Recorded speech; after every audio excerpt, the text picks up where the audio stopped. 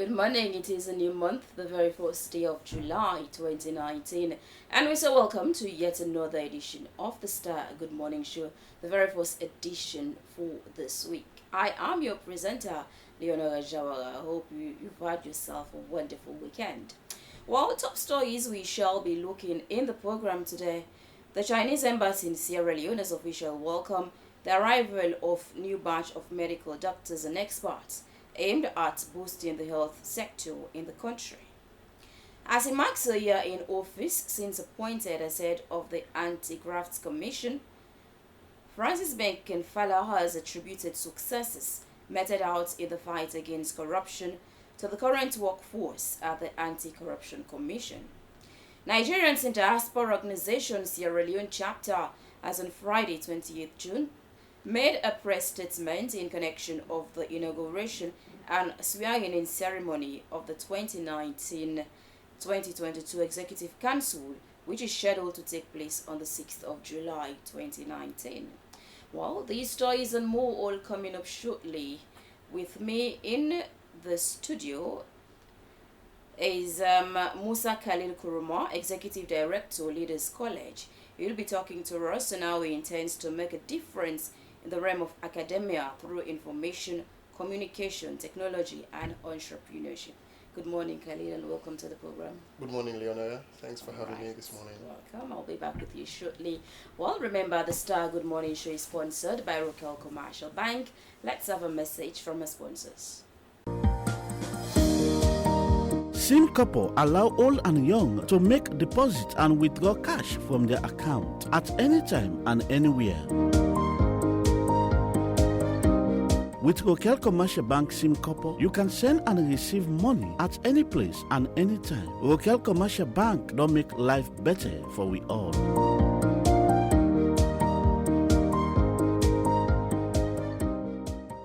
Welcome back. This is the Star Good Morning Show live here from Star TV Channel 21. But now let's begin the program with our first news item for today. The Chinese embassy in Sierra Leone has officially welcomed the arrival of new batch of medical doctors and experts aimed at boosting the health sector in the country. Let's have more in this report.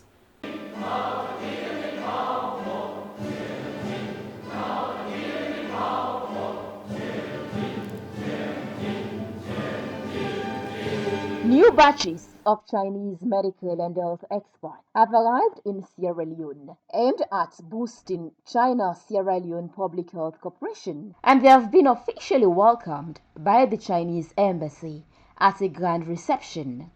Making his keynote address, the Chinese ambassador to Sierra Leone, His Excellency Hu Jiang, on behalf of the Chinese government, expressed sincere gratitude to the government of Sierra Leone for its long-term support to China-Sierra Leone Public Health Corporation. He noted that nearly 500 Chinese medical and health experts have been in the country over 46 years ago, demonstrating the spirit of dedication and saving lives.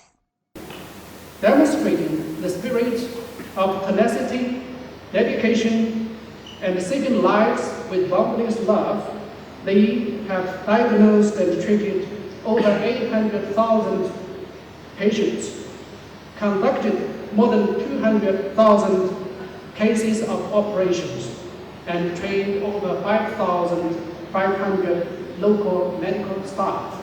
Ambassador Hu Jianling went on to state that the contributions of the Chinese medical teams and health experts have been highly appreciated, and their professionalism and medical ethics have been widely acclaimed and has enriched and deepened our bilateral friendship and cooperation. He said during a state visit to the People's Republic of China, President Julius Maada Bio met with his Chinese counterpart Xi Jinping, and the two sides signed a number of important cooperation documents, including the Memorandum of Understanding on the Belt and Road Initiative.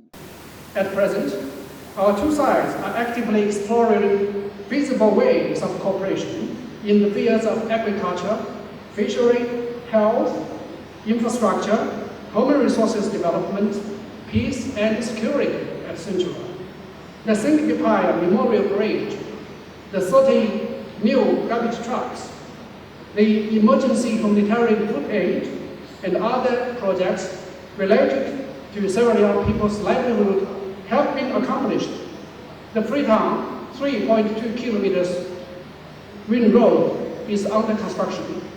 Cooperation agreements for the construction of Sierra Leone Foreign Service Academy and the National Transmission Backbone Project Phase 2 have been signed.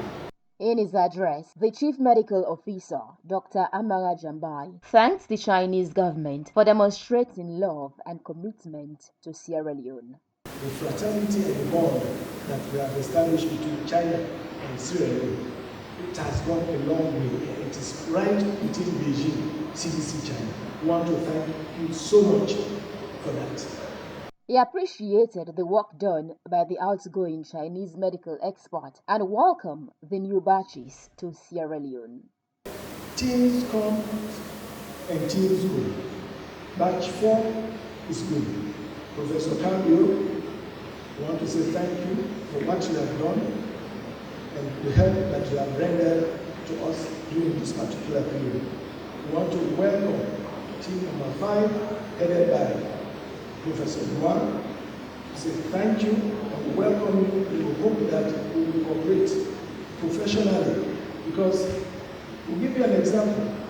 It was in the Ebola that we saw the benevolence and the kind-heartedness of the Chinese people. The Deputy Minister of Defense, Colonel Retired Simeon Sherif, said in the area of bilateral trade, China has emerged as Sierra Leone's second largest importer and exporter after the European Union, adding that the ISLA has benefited immensely from the generosity of the People's Republic of China. Chinese government offered the Ministry of Defense gratis amounting to $7.2 million. You cannot imagine. Which will be utilized, for infrastructural development in the military in the following areas: the construction of 100 rooms of single officers accommodation, and that is going to happen at the Mayom Officers Mess, Wilberforce Barracks. The construction of the new Mayom Officers Mess. Even when I talked to my colleague, can't we leave this so that we can refer to it in history? So no, we want to give you that building that you really tell us that this is coming from China. And I agreed. If you know Hockey Pitch, there is strong promise that that pitch is going to be paved, and construction of pavilion right around the pitch. But let us come now to 34, Military Hospital, which I must really take to give tribute to my colleagues who are living as medical experts who came to do that kind of gesture for us. The Chinese has constructed an infectious disease treatment unit with a 30-bed admission facility. Of course, a laboratory for Ebola and Lassa fever has also been established at 34 in case there is another outbreak of the disease, and we hope there will not be another outbreak in this country. As the Chinese embassy welcomed the new batch of Chinese medical experts to Sierra Leone, they also bid farewell to the 20th batch of China medical team, the 4th batch of China CDC expert team, and the 3rd batch of Chinese military medical group in Sierra Leone. The occasion attracted dignitaries, including government officials, non-governmental organizations, and the media. For Star Television News, Leonora Jawara reporting. 16 minutes gone past 9 is the time from our studio clock, and this is the Star Good Morning Show live here on Star TV channel 21. Now, lawyer Mohamed Sheridan Kamara, a member empaneled to review the 1995 constitution of the All People's Congress Party, has tendered his resignation, citing some undemocratic principles and repugnant selection clause in the disguise of consultation clause as principal factor. To discuss more on that issue, I've been joined in the studio. Good morning, Thanks for Alright. welcoming me. I am delighted to be here. All right. Yeah, but let me make this few correction. There is Ahmed Timboko Uma, who is the national coordinator for the NRM. I am the spokesperson for NRM. Okay. I'm Thank not you the so very national much. coordinator. All right, I'll get back to you shortly. But first, let's go back to education. Like I earlier said, with me is Minkailu Kuruma. He's the executive director, Leaders College. He's here to talk more about his college. Good morning again, Minkailu. Yes, sir. Khalil, Yes, sir. sorry. Yes. Thank you very much. All right, Nadia. Khalil. First, let's get a background of your college, Leaders College. Leaders College is an initiative of Global Youth Network. Global Youth Network has been an NGO for the past 8 years in Sierra Leone, and just over a year ago, we decided to establish a separate entity called Leaders College. Okay, so what do you do actually? Basically, you will agree with me that young people are unemployed, and we have high rates of unemployment, not just because jobs are scarce, but because the young people themselves are unemployable. They don't have the required and the relevant skills that the job market is looking for, especially employers. So I think this is more or less the reason why the establishment of Leaders College, in order for us to provide our core values. We have 4, which is access, quality, relevance, and also to create a digital ICT space for young people to benefit from all of our courses. Like, we run 3 categories of courses. We have a capacity building courses, professional courses, and ICT courses. All of them are geared towards building the capacity of young people for them to be job ready and to be able to meet the job requirement in the job market. So basically, who do you cater for in the college? That's a very vital question. Leaders College is an open-ended college wherein, because of the different kind of courses we offer, like starting from our capacity building courses, we cater for almost everyone, starting from secondary school children, college graduates, those that have just started to their WASC, or you name it, or workers, those are already employed. Because our capacity building courses run for between 3 months to 6 months, and these are professional courses for you to build your capacity. So it depends on, hence you are ready, you are willing, and you are determined and have the passion to be able to develop your capacity. Then it's open for you. You can come and benefit from our capacity, because then we have several products under our capacity because Products like, what are some of the products? yes, definitely for our capacity, because we run courses in human rights, gender and child protection. We run courses in environmental studies and management. We run courses in technical skills for immediate self-employment. We run courses in business management and admin, human resource, accounting, you name it. We run a lot of capacity building courses as well as NCTVA courses. So how long has the college been in operation? Over a year now. How has it been so far? It's been a steady progress. Definitely, when something is starting new, it has its own challenges. But definitely, these challenges are meant for you to go through through them. So it's been a steady progress so far. What has been the turnout? Just like I'll say also, the turnout has been gradual, because of course when something is new, people has to take time to believe in it. They want to see the product and the level. But what we do, we run a lot of marketing promotions wherein we offer discounts, we offer offers, we offer scholarships. So we try to encourage more people to come and benefit. Okay, continue to stay with me. He's the executive director, Leaders College, Musa Khalil. When we come back, you shall tell us more about the excellence of the college. Now let's talk politics. I have with me the spokesman, like he has corrected me, of the NRM. Is here to talk more about the resignation of lawyer Mohammed Sheridan Kamara.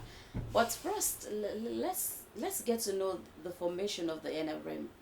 Why was the NRM formed in the first place?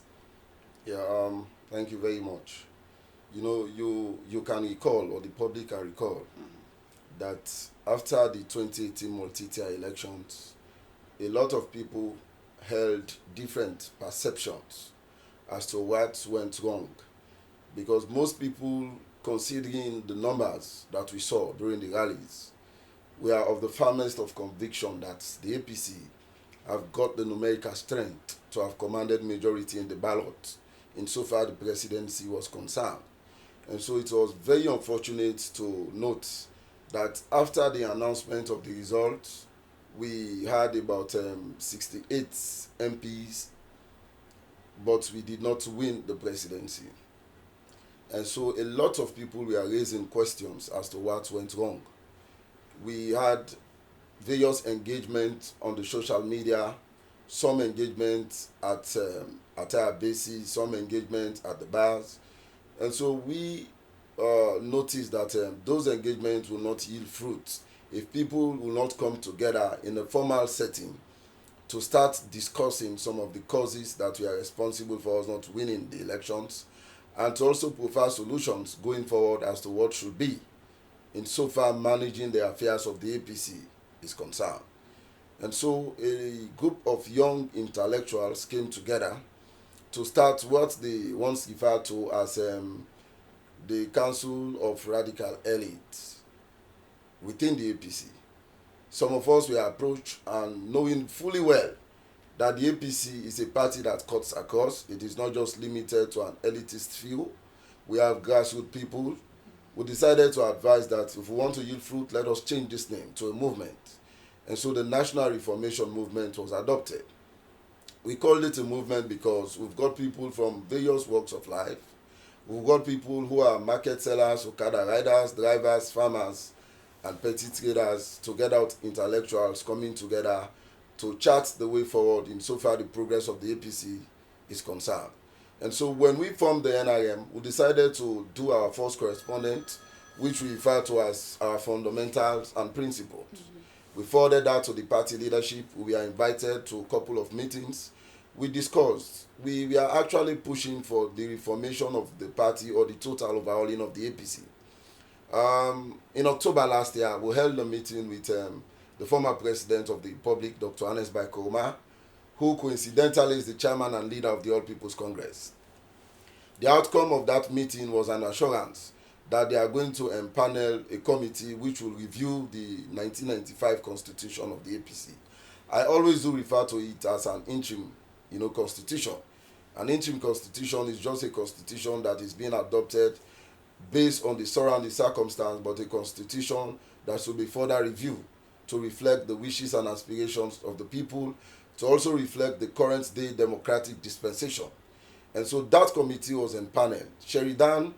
Barrister Sheridan, who happens to be the leader of this movement, was appointed to serve in that committee. He got back to us, and of course we gave him approval to represent us. He has served in that committee. The committee was supposed to have concluded its work in January this year, but for obvious reasons they were not able to conclude. We had to write series of letters, and then we engaged them seriously. We advocated strongly for their work to be concluded. They gave us the assurance that they will do that as soon as possible. So quite recently, we are approached by the leader, who is our representative in that committee, to inform us that his expectations have not been met, that we have pushed for a lot of things to be reviewed and a lot of clauses to be expunged. One of the major clauses is the selection clause, the infamous selection clause in the Constitution. Let me be clear. The drafters of the 1995 Constitution meant no harm to have placed the selection clause in that Constitution. Those were periods in which Sierra Leone was coming from the war. The war actually ended officially in 2002. But by 2005, we were already preparing to move from a military rule to a civilian rule. 1995, I mean. So we had the Bintumani 1 and 2, in which political parties were encouraged to galvanize their membership and be prepared to contest in a multi-party elections. And so Victor Bokarifo and few others who put that constitution together, or who drafted that constitution, we have the notion that during those times, it is not easy for you to get people in a national delegate conference. It is not easy for you to get people to vote for, symbol carriers. And so in any circumstance where there is no possibility for an election to be held, it is but appropriate for someone to be selected to represent the party. At that time, the political space was not too open. Our democracy was very weak. So for people to participate, at a philosophy or a doctrine which is totally new to them was actually very strange. And so the selection clause was introduced in that constitution. But over the years, you can agree with me that we had our first democratic elections in 1996. Fast forward in 2002, we had another democratic election. The war officially ended on the 18th January 2002 in Sierra Leone, marking the burning of arms and ammunition at Hastings. Pakaba referred to that period as War Done Done in Creole, as it is popularly known. And so we are of the firmest of conviction that now that the war officially ended in 2002, in 2007 we had another democratic elections that ushered in His Excellency President Nkrumah as president of this country. So we are thinking that it is but appropriate now for us to have reviewed this constitution long before this time, I want to so that we can, imbibe democratic principles and practices that reflect the wishes and aspirations of the people. Because democracy is about participation. If you want me to elect my representative to represent me, I must be a custodian of the process that elected him. It is not a process where I selected few can sit I want to decide. get clear. What are the urgent need for the amendments of the Constitution? What are the inadequacies of the party's 1995 Constitution? The inadequacies are many. I have stated that we call for, a total overhauling of the party, reformation of the APC. Yeah, I have stated that we ask that the selection clause be expunged because the selection clause is undemocratic. It does not make room for participation. It does not fit in the current day democratic dispensation. In fact, it violates our 1991 Constitution, especially Section 35(2). It violates that, which did state political party organization should do things in line with the provisions of that particular constitution, which is the ground of this land.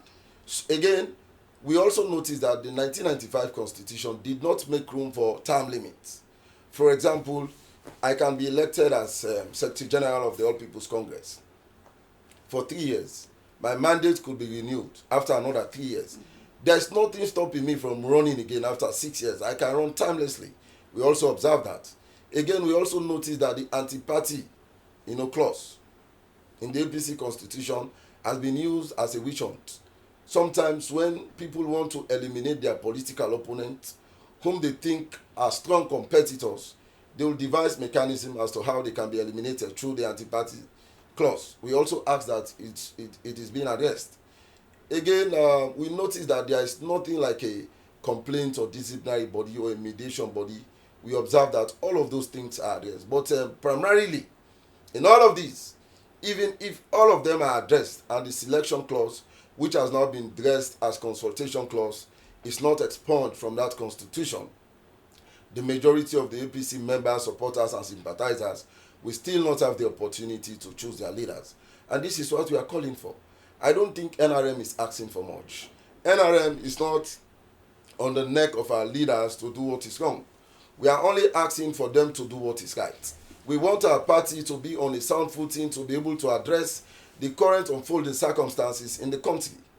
We have no formidable opposition as far as I am concerned. The SLPP is having a field day because of the seemingly division within the APC. That can only be addressed after a total reformation of the party.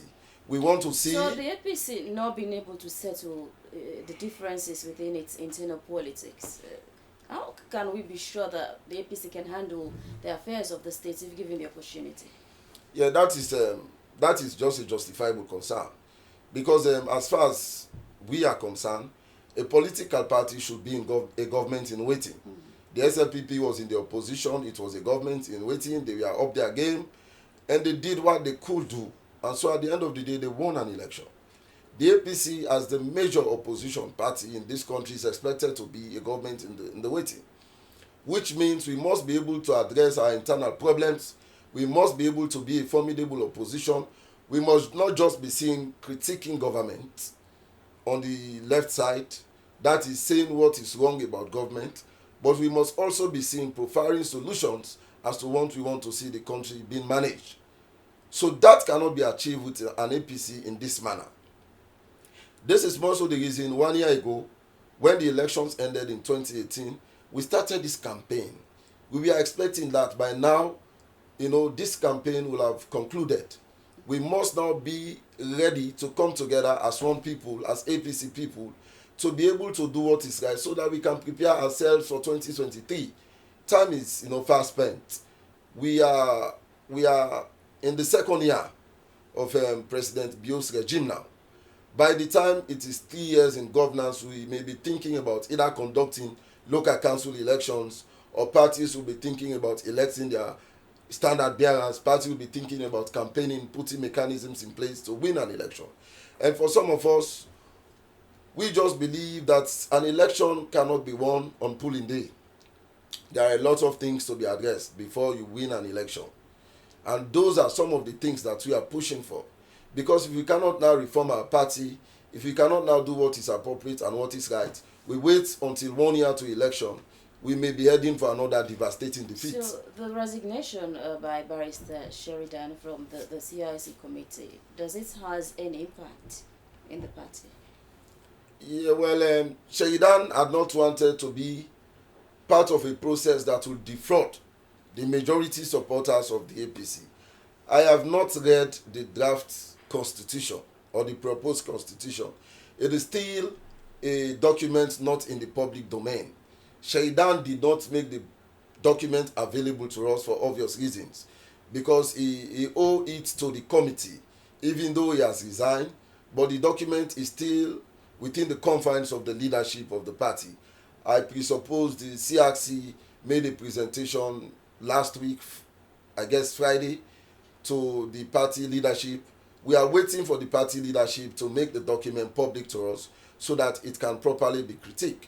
But one thing that is certain is that Sheridan did state in his letter, and I want to quote directly what he said in that letter, that he's representing not only an elitist class, he's representing the market women, he's representing the drivers, the farmers, the Okada riders, and so he cannot be part of a process that don't seem to speak the wishes and aspirations of the people. And so that is the point I am here to argue on. That is the point we are holding on. We are not prepared to support any clause that has got to do with consultation.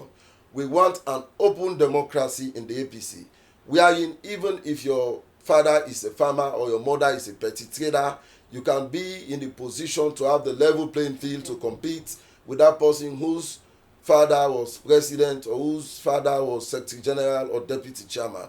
We want a level playing field for every member of the APC, so that we can be able to hold our leaders accountable, because we'll be electing them. That is what we are pushing for.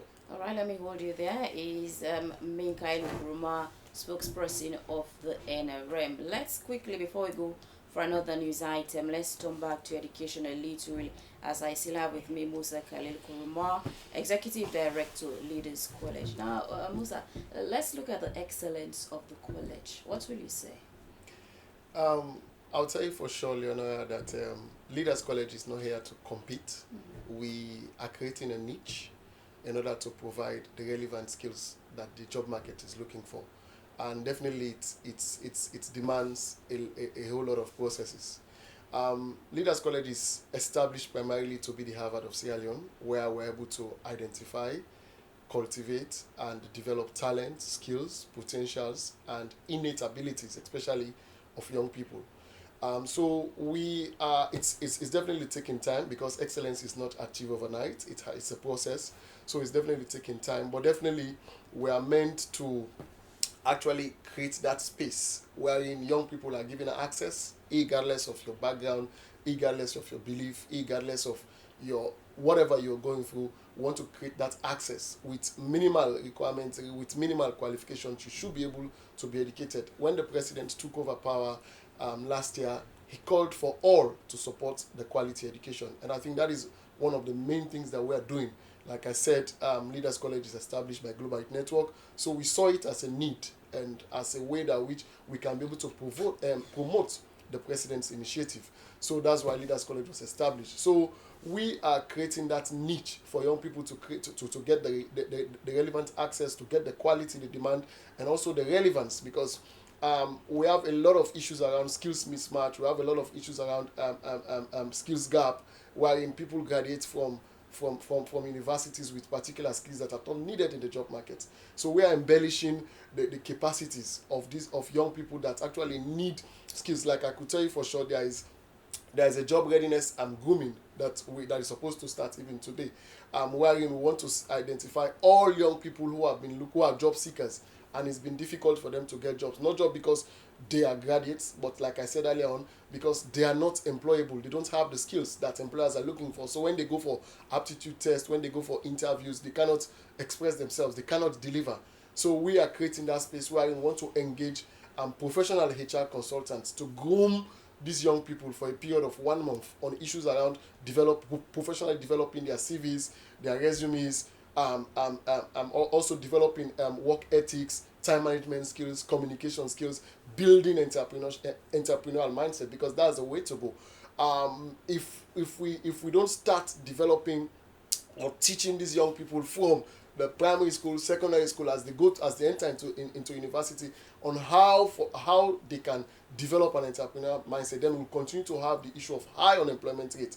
Because I think the way to go is for young people, for them to be able to create employment for themselves, and also to be able to create employment opportunities for others as well. So tell us about the expertise of your staff.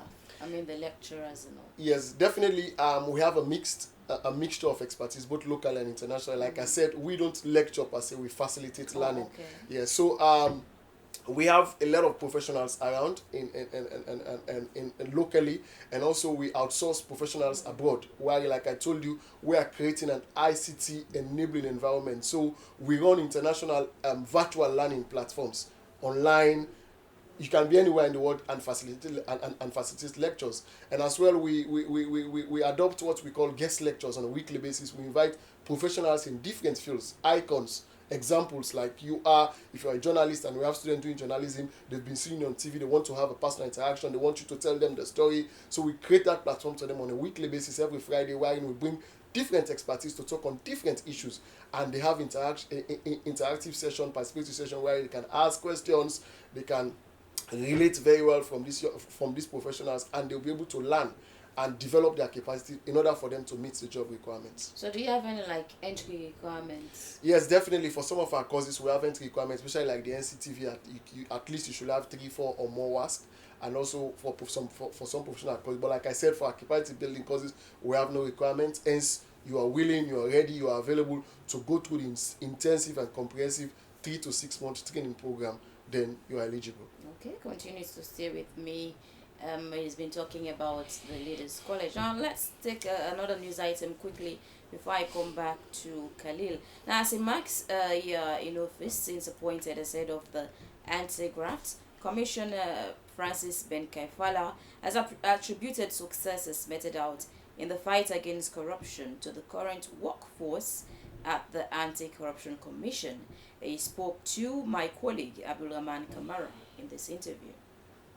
My impression so far is that fighting corruption is not an easy task. It's a difficult one, but with conscientious effort and belief in the fight and the support within the environment, which includes the presidential and political will, and of course the responsiveness of the people who are leading the fight against corruption to have the courage to stand up to it, corruption can be easily defeated. Well, for now our strategy is easy. We are going to continue to make corruption a high risk and low return venture, which means enforcement is going to be the primary pillar of the anti-corruption efforts. We are going to make sure that out of enforcement we prosecute, and where necessary we recover stolen funds and replow them into the system. But the long-term goal of the Anti-Corruption Commission is really prevention, where we invest in prevention systems so that when investigations and prosecutions bulldoze the way, we will not go back to the corrupt ways with certain systems that will cover the loopholes, that will reduce the incidences and opportunities for corruption, that will generally create the infrastructure within the architecture for us to be able to control corruption sustainably over the long term. However, our eyes are very much on the current, and we have had cases investigated and prosecuted and convictions. People are serving sentences within the current administration as we speak. People have been investigated and recoveries made in real time within the current administration. In fact, as I speak with you now, there are a lot of cases being investigated involving people within the current administration. And I can name names where necessary, but I can tell you that such a claim is totally unfounded. Initially, yes, because really we have to look into the past. But going forward, 6 months after going into the 1 year where we are now, we are doing a lot of cases that deal with the present, and that is not going to change. Our focus is to look into past, present, and future corruption, and that has never changed. What is the dead horse? I mean, the Aisha Johansen matter is like any other anti-corruption matter. Yes, it may have a lot more relevance to the people of Sierra Leone, but it's a case that was pursued by the ACC just like any other case. If at the end of the day a decision came out of it, and we think that that decision has issues that ought to be looked into by a higher tribunal, either for the law itself to be properly developed, or for the issue of misappropriation, which were central to that case, to be properly laid to rest, it is not befitting for us to go after it. If the people of Sierra Leone have entrusted us to fight corruption on their behalf, they should also rely on our best judgment. An issue like that, where a judge has looked at misappropriation, the jurisprudence over the years, even in another case involving Ali Mubarak, who was convicted, where he was given money to do X and he did Y, the court convicted him. If another judge has come to say that even though Madam Johansen was given money to do X and she did Y, but he does not think that it was misappropriation, it is good for us now to take those two decisions to a higher tribunal to look into it and give us one jurisprudence that will guide all of us in the effort against corruption. So really, Aisha Johansen, it is not about Aisha Johansen, it is not about the particular case, it's about the proper development of the law for the good of the people of Sierra Leone. What I can tell the people of Sierra Leone is this: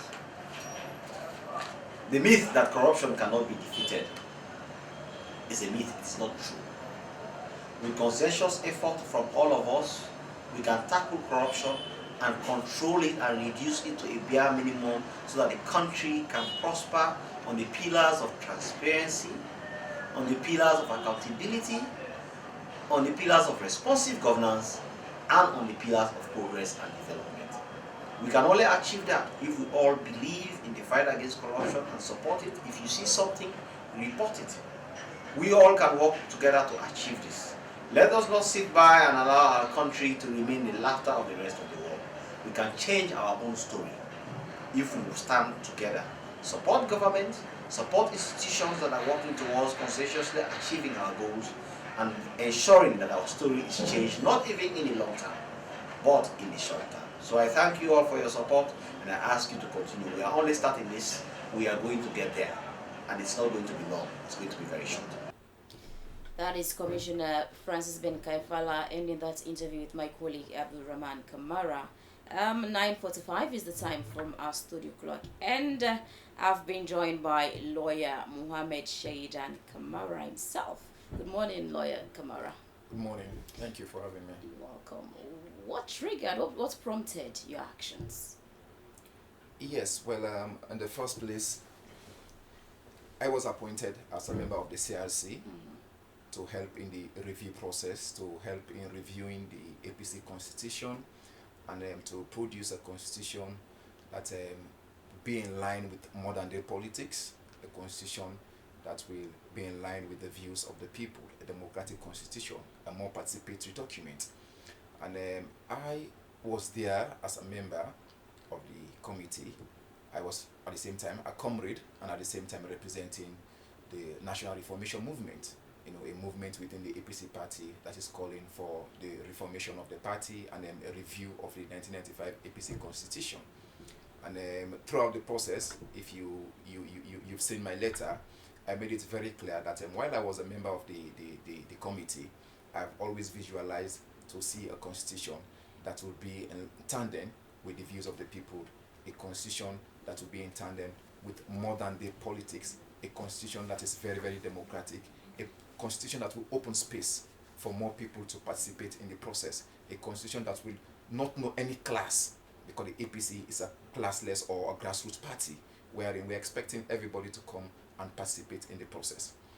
And fundamentally, I noticed that these views have conflicted with the views of other members in the review process, because I strongly believe in the tenets of democracy, and we strongly believe as young people in the tenets of democracy.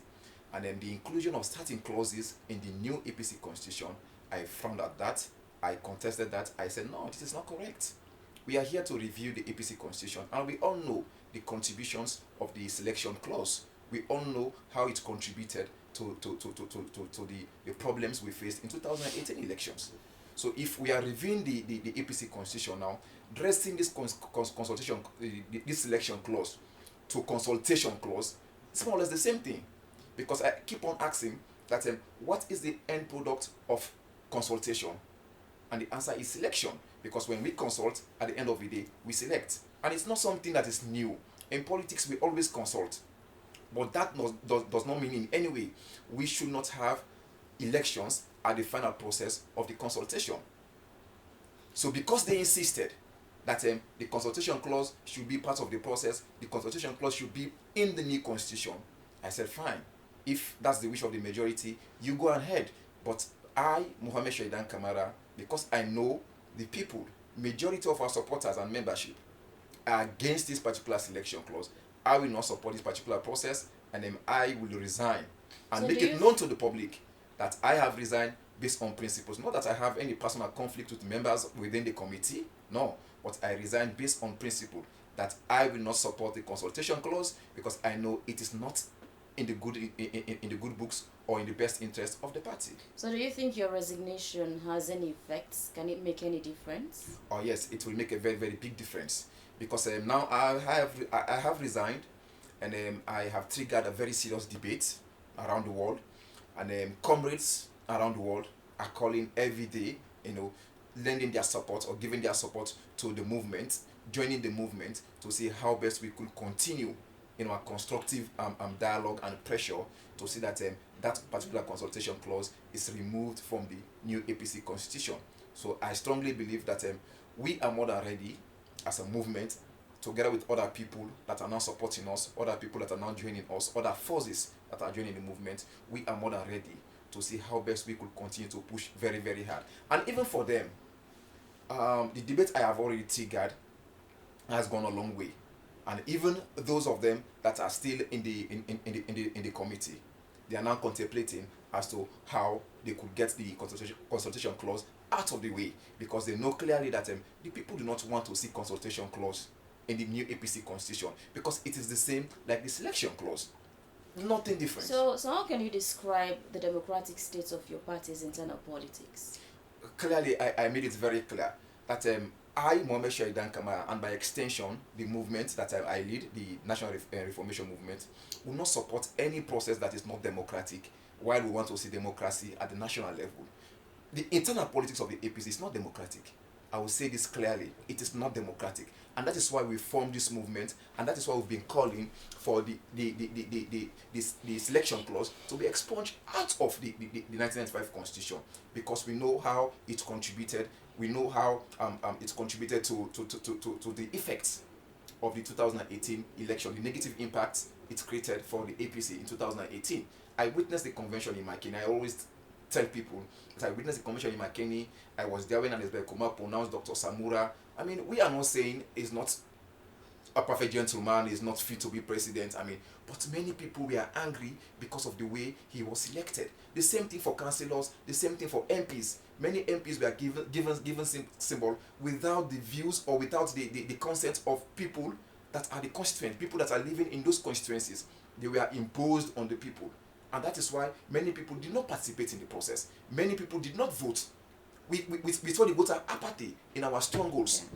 Bombali, for example, Potloko, and Tonkoli, even the western area, there are seats that we lost simply because we did not listen to the views of the people. If we said, no, we don't want this person, if he imposes this person on us, we are going to vote against him. And the party said, oh, the party is popular, we are going to impose the person. They did that, and we all saw the outcome. So that is why we are saying we need to inject more democratic reforms. We need to inject more democracy into the internal politics of the party. Okay, The party okay, needs let me more. bring in Minkailu. What will you say about the current leadership of your party? I have always said this in countless number of occasions that our leadership is currently inefficient and ineffective. I can say this without any iota of doubt, with no intention to bring their names into disrepute. Now, we have had a situation in which we still have a chairman and leader who was president of this country. Because of the fact that he was president of Sierra Leone, he can no longer be in the position to engage in active political gymnastics. He can no longer be in the position, for instance, to debate with other leaders of other political parties, because of the fact that he is now considered as an elderly statesman. So it is high time we took a decision that will ensure we have people with new insights, with new energies, who've got the political acumen to move this party forward. That is what we are calling for. So in sum, the leadership can no longer deliver to the expectation of the people it leads. So is the NIM in tune with the ideologies of the party? NRM has got a very serious problem with the ideologies of the party. That is why we are calling for a redefinition of the ideology of the party. We are of the firmest of conviction that if we want to say, for example, our ideology is democratic socialism or constructive nationalism, we need to be able to define it in such a way that it can be able to match to the current democratic tenet or dispensation that Sierra Leone is practicing. Our constitution, the 1991 constitution of Sierra Leone, Act number 6, should not be saying this, and then the APC constitution is saying otherwise. Our constitution, as a party, should be in tandem with the 1991 constitution. Sierra Leone is a democratic state. We have observed about 5 or so democratic elections in this country: 1996, 2002, 2007, 2012, and 2018, which means we have far moved what is referred to as socialism, communism, or one-party dictatorship. So we must be in the position to come to terms with the reality of life. The unfolding circumstances we must be able to match with. So that is what we are pushing for. So finally, let me ask both of you the same question. What is the fate of your party as of now? I'll start with you, Lawyer Sharida. Yes, well, the fate of the party is precarious, I must state clearly. We are in a very, very bad state, I must state, because the leadership is the problem. In my view, we have the leadership is a very, very serious problem. We have to be very, very honest here. We've seen situations where when the SLPP was in opposition, because they had a very, very effective leadership, when members of their party had problems with the CID, the police, and other challenges, the leadership is always there at the forefront to lead. The leadership is always there at the forefront to lead and not to sit at the back and give instructions at all times. When a general, you should be ready to take the front.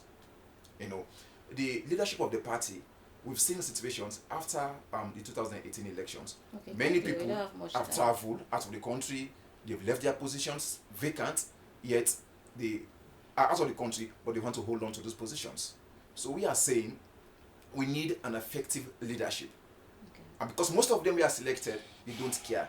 They don't give back their mandate, or they don't take the views of the people into consideration. All right, Khalil, what's your take? Minkai. I'm Minkailu, sorry. What's your take? Rephrase the question, please. The current state of your party. Our current state is not on a sound footing. I want to avoid saying it is a devastating state. What we are asking for is just too simple. We want an APC with an open door policy, an APC that creates a level playing field for everybody to participate, because one of the key fundamentals of democracy is participation. When you participate, you own the process and you hold your leaders accountable, and then you'll be in the position to defend your decisions at always. So what we are asking for is just too simple. We are not asking for much. We want the leaders to listen, to expunge the selection clause, and create a party that will be the formidable opposition, which will be able to command majority in the ballot box come 2023. That is what we are asking for. Do you think it's a shame for your party not being able to settle your differences, having leadership problem? No, it is not a shame, but rather it is not uncommon. Political parties all over the world, may have similar problems like ours. Okay. So this is not new to the APC. There was a period in which the SLPP had their own problems. We saw Sumano Kapen having problem with Prince Harding, but at the end of the day, they were able to settle and they won an election. So this is not also uncommon with the APC. We have our problems, but we believe the APC has got the numerical strength. We have the human resource base. We can be able to galvanize the required resources to still win the 2023 elections. All we need now is to overhaul the party, come together and do what is right in the interest of the majority of the people. Finally, before I come to my other guests and we wrap up, what will be your final statements? Let me start with you, Lawyer Sheridan. Yes, well, my final statement is simple. The NRM as a movement, we've not come as a movement, to destabilize the party. We are here as a movement to augment the efforts of the party, in order for us to regain State House in 2023. So all we are asking for is that all of us should come together. They should accept reforms. We should come together and reform the party, reposition the party for 2023. Okay. Because as Menka rightly stated, we have the numerical strength, we have the numbers, we have the support. All we need is for us to reform the party. We open doors for more people to come and participate. We make the political landscape a free and fair process wherein everybody would have equal opportunity to participate and give as best as possible and get back as best as possible, not based on sentiment. Thank you so very much. Well, you're still a member of the APC? Oh yes, I'm still a member of the APC. If you look at the resignation letter, I made it very, very clear. I have resigned from the CRC, which is a Constitutional Review Committee, but I remain a fervent member of the APC, trustworthy and committed member of the APC. And I will remain as a member of the APC, definitely. All right, Lawyer Sheridan, thank you so very much. Quickly, Minkailu. Yeah, my concluding remarks would be this one. We want the general membership of the APC to be aware that our concerns are genuine. We are not bringing any confusion within the APC or division, as some people are blackmailing us. We are just pushing for the APC to be reformed, for the selection clause to be expunged, so that every member of the party will have an equal opportunity to participate going forward. That is what we are calling for. We want an APC that is formidable, that will be able to challenge the incumbent SLPP, and that will be able to usher victory for its people by 2023. That is what we are pushing for. Thank you. He's the spokesperson of NRM, Minkailu Nkrumah. Quickly, let me come to Khalil. How can one be part of your college? Where is your college located at? Yes, we can always be contacted at number 4 Old Railway Line, Tegbe Town, or you can call us on 079-587818 or 080292286. And are you ready to be part of the competition? It's a competitive world. How ready are you guys? Leaders College is a place where leaders are born and made, and we offer quality education for sustainable development. We're here to change the trajectory and the paradigm of the archaic method of education, and I think that's what we are offering, and definitely will beat the competition. Is it affordable? Definitely very reasonable and affordable. Okay, what will you want to say to students, to people who might want to join your college? How can you convince them? When the president took over power, he called for all to be educated. He brought in the quality education, and I think that's what we are supporting. So it's high time that every young person takes the advantage and takes the opportunity to add value to yourself and to build your human capital. All right, thank you so very much. He's Musa Khalil, Executive Director, Leaders College. He's been talking to us more about his college, and we've also been talking about politics to Lawyer Sheridan and Minkailu Nkrumah. Well, that's how we end the program for today. Don't forget to join me tomorrow at 9 a.m. for another edition. Have yourself a wonderful day. I am Leonora Jawara.